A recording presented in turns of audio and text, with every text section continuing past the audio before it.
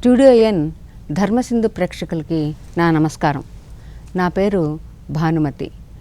మనం ఇప్పుడు ఈ సమయంలో అంటే ఈ ఆశ్వేజ మాసం వచ్చే ఆశ్వేజ మాసంలో చేసుకునే నోములు కానీ వ్రతాలు పూజలు ఏవైతే ఉన్నాయో పండుగలు ఏవైతే ఉన్నాయో వాటన్నిటి గురించి తెలుసుకుందాం. ఈ ఆశ్వేజ మాసం అంటేనే ఇది శక్తిమయం భక్తిమయం. మనకి ముఖ్యమైన పెద్ద పండుగలు 3 ఉన్నాయండి. అందులో 2 పండుగలు ఈ మాసంలోనే వచ్చేస్తున్నాయి. అంటే మాసం ఆరంభంలో దసరా పండుగ వస్తే మాస అంచెల్లో అంటే చివరిలో మనకి దీపావళి పండుగ చేసుకుంటాం. అయితే ముందరగా మనం ఈ దసరా పండుగల గురించి తెలుసుకుందాం. ఇది నవరాత్రుల పాటు జరిపేటువంటి శరన్నవరాత్ర విజయోత్సవాలు అన్నమాట. వైభవంగా సాగేవి ఈ ఉత్సవాలు. ఇందులో అధిష్టాన దేవత అయినటువంటి దుర్గాదేవిని 9 రోజులు కూడా ఒక్కొక్క అలంకారంలో అలంకరిస్తారు, ఒక్కొక్క అవతారంతో అలంకరిస్తారనమాట. ఈ అలంకారాల వెనక ఉండేటువంటి ఆంతర్యం ఏమిటి, దాని యొక్క విశిష్టత ఏమిటి, తర్వాత అమ్మవార్లకి మనం వాహనాలు ఉంటాయి, ఆ వాహనాల్లో ఉండేటువంటి ప్రత్యేకత ఏమైనా ఉందా అనే విషయాలు కూడా మనం తెలుసుకుందాం. ఇంకా మనం ఇందులో ఈ ఆశ్వేజ మాసంలో సరస్వతీ వ్రతకల్పం అనేది ఒకటి ఉంది, దాని గురించి తెలుసుకుందాం. ఇంకా విజయదశమి ప్రాముఖ్యత ఏంటి, విజయదశమి అని ఎట్లా పేరు వచ్చింది ఆ విషయాలు తెలుసుకుందాం. ఇంకా సెమీ పూజ, ఆ రోజునే మనం సెమీ పూజ కూడా చేస్తారు సెమీ వృక్షానికి. ఆ వృక్షానికి అంత గొప్పతనం ఎందుకు వచ్చింది అనే విషయం తెలుసుకుందాం. ఇంకా అసలు ముఖ్యంగా ఈ అమ్మవారు అయినటువంటి మహిషాసుర మర్దని ఎక్కడ అవతరించింది, ఆ పర్వతానికి ఆ విశిష్టత ఎలా వచ్చింది, ఆ అమ్మవారికి ఆ పేర్లు ఎలా వచ్చాయి, అక్కడ ఉండే ప్రాంతానికి ఉండేటువంటి పేరు నామ వైశిష్ట్యం ఎలా ఉంది అనే విషయాలన్నీ కూడా మనం తెలుసుకుందాం. అయితే ఇప్పుడు ముఖ్యంగా మనం తెలుసుకోవాల్సింది ఏంటంటే అమ్మవారి అవతారం, ఆవిర్భావం, మహిషాసుర మర్దని యొక్క ఆవిర్భావం గురించి తెలుసుకుందాం. ఒకసారి మహిషుడు అనేటువంటి రాక్షసుడు ముల్లోకాల్ని బ్రహ్మవరప్రసాదం చేత అరివీర భయంకరుడే ముల్లోకాల్ని గడగడలాడిస్తున్నాడు. అందరూ భయపడిపోతున్నారు, ఆయన ఆగడాలకి మితిమీరిపోతున్నాయి, ఎవరు ఆయన్ని అణిచే శక్తి లేని వారైపోయారు. అప్పుడు ముక్కోటి దేవతలు కూడా శక్తి స్వరూపిణి అయినటువంటి అమ్మవారి దగ్గరికి వెళ్ళి, తల్లి ఈయనని మేము చాలా అవస్థలు పడుతున్నాం, నీవు తప్ప ఎవరు ఈయన్ని సంహరించలేరు, కాబట్టి నువ్వు మా ప్రార్థనలు మన్నించి అతన్ని సంహరించు అని చెప్పేసి కోరారు. అప్పుడు తల్లి ఆ ముక్కోటి దేవతల యొక్క ఆయుధాలు, వాళ్ళ యొక్క తేజస్సు ఈవిడ తీసుకుని వాళ్ళ ఆయుధాలు తేజస్సులు గ్రహించి శక్తి స్వరూపిణిగా ఈమె ఆవిర్భవించిందనమాట. ఆవిర్భవించి మహిషాసురుని సంహరించి మహిషాసుర మర్దనిగా కృష్ణాతీర ప్రాంతంలో ఉన్నటువంటి ఇంద్రకీలాద్రి పర్వతం మీద ఆవిర్భవించింది. ఆ ఇంద్రకీలాద్రి పర్వతం ఎలా వచ్చింది ఏంటనేది కూడా తెలుసుకుందాం. అసలు ఈ అమ్మ ఎవరు?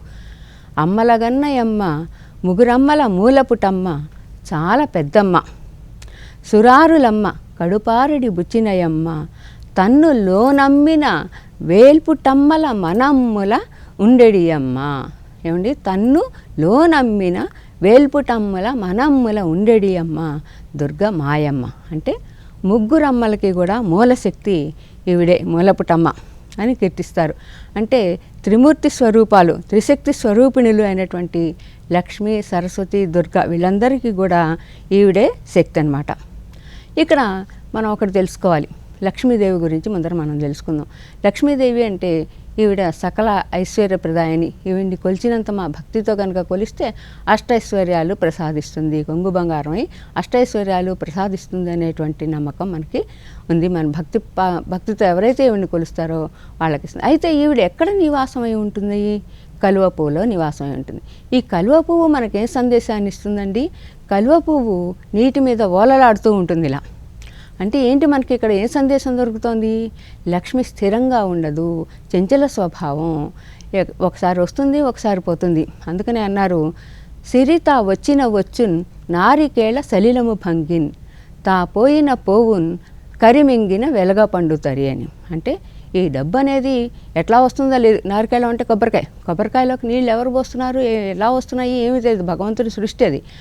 అట్లాగే వెలగపండు తీసుకెళ్ళి కనుక మనం ఏనుగు ముందర పెడితే ఆ వెలగపండు అలాగే కనపడుతూ ఉంటుంది మనకి, కానీ దాని లోపల గుజ్జు మాత్రం జూరేస్తుంది ఆ ఏనుగు. అది ఎలా తీసుకుంటోంది అనే విషయం మనం గ్రహించలేము.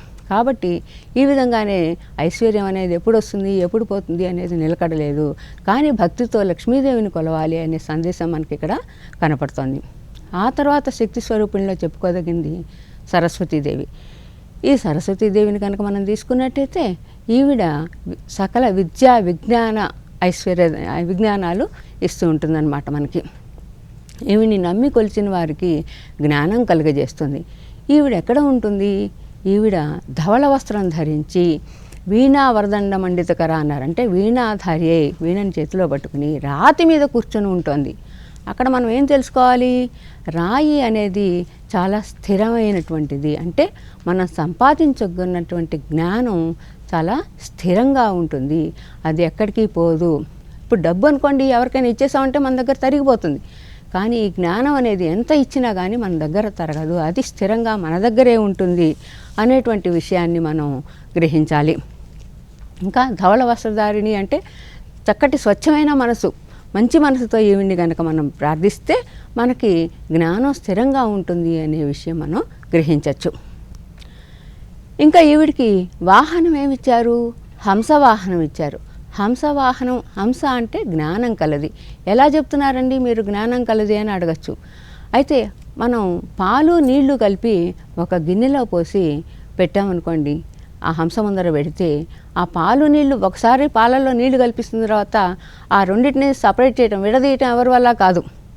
ఒక హంస మాత్రం ఆ పాలని మాత్రమే తాగుతుంది, నీటిని వదిలేస్తుంది. అంటే అంతటి జ్ఞానం కలిగినటువంటి హంస ఈమెకి వాహనంగా ఇచ్చారు. అంటే మనం ఈ హంస ద్వారా ఏంటి అంతటి జ్ఞానాన్ని సంపాదించవచ్చు. జ్ఞానవంతుడైనటువంటి మనిషి మంచేది చెడేది రెండూ కలిసిపోయి ఉంటాయి లోకంలో, మనం చాలా గుర్తించడం చాలా కష్టం. కానీ మంచిని మాత్రమే గ్రహిస్తాడు, మంచిని మాత్రమే చేస్తాడు అని ఈ హంసవాహనం ద్వారా మనకి సందేశం దొరుకుతోంది. అట్లాగే ఈ నవరాత్రి ఉత్సవాల్లో ఈమెని మయూర వాహనం మీద అలంకరిస్తారు. మయూరం అంటే ఏంటండి? నెమలి. ఎందుకు నెమలి మీద అలంకరించారు? నెమలి ఎంతో పవిత్రమైనటువంటి పక్షి. ఎలా చెప్తున్నాం మనం పవిత్రమైనటువంటి పక్షి అంటే, ఇది ఈ నెమలి మగ నెమలితో సంపర్కం లేకుండానే సంతానాన్ని కంటుంది. మగ నెమలి యొక్క కంటి నీరు మాత్రమే తాగి ఇది గుడ్లు పెడుతుంది, అంటే సంతానాన్ని కంటుంది అనమాట. ఇంకా ఈ చరాచర జగత్తులో ఏ ప్రాణి కూడా ఇలా సంతానాన్ని కనలేదన్నమాట. కాబట్టి ఇది పవిత్రమైనది. అందుకనే దీనికి ప్రతీకగా మనకి చూడండి, కృష్ణుడు తల మీద నెమలి పింఛాన్ని ధరిస్తాడు. అంటే ఏంటి? అక్కడ ఆయనకు అష్టభార్యలు ఉన్నారు, 16,000 మంది ప్రియ భామిణులు ఉన్నారు. అయినా కానీ తను ఎంతో పవిత్రమూర్తిని అని చాటడం కోసమే ఈయన ఈ నెమలి పింఛాన్ని తన తలపై ధరిస్తాడు. అది మనకే కాదండి, మిగతా అన్ని చాలా మతాలు, మిగతా మతాల వాళ్ళు కూడా ఈ నెమలి పింఛాన్ని, నెమలిని చాలా భక్తితో వాళ్ళకి కూడా నమ్మకం ఎక్కువ అనమాట. అందుకనే దర్గాలో చూడండి, ముస్లిం దర్గాల్లో నెమలి ఈకలు పెడుతూ ఉంటారు.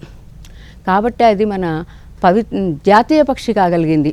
ఇది ఇంత పవిత్రమైన పక్షి, అందుకే అమ్మవారికి వాహనంగా ఇచ్చారనమాట. ఆ తర్వాత శక్తి స్వరూపిణిలో చూసుకుంటే దుర్గాదేవి. దుర్గాదేవి శత్రు సంహారంలో చాలా గొప్ప అరివీర భయంకరలాగా మనకి శత్రు సంహారానికి కావాలి అంటే ఈమెను పూజ్యాలి. తర్వాత ఈవిడికి శత్రు విజయం కలిగిస్తుంది. ఈవిడికి వాహనం ఏమిచ్చారు? పులి వాహనం ఇచ్చారు. అంటే తన శత్రువుల్ని చీల్చి చెండాడటంలో పులి చాలా గొప్ప జంతువు అని చెప్పుకోవచ్చు. ఈ నవరాత్రి ఉత్సవాల్లో హిమవంతుడికి కానుకగా ఇచ్చినటువంటి సింహ వాహనం మీద ఏమండి అలంకరిస్తారు. ఇక్కడ సింహం కూడా అంతేనండి, మృగరాజు. కాబట్టి ఈ సింహవాహనం, పులి వాహనం ఈమెకి ప్రతీకగా ఎలా ఉన్నాయంటే, ఈమె శత్రువుల్ని జయించటానికి ఈమెను కొలిస్తే మనం శత్రువుల్ని జయించవచ్చు, సకల సౌభాగ్యాలు ఇస్తుంది ఈ తల్లి అనే విషయాన్ని మనం ఇక్కడ గ్రహించవచ్చు అన్నమాట.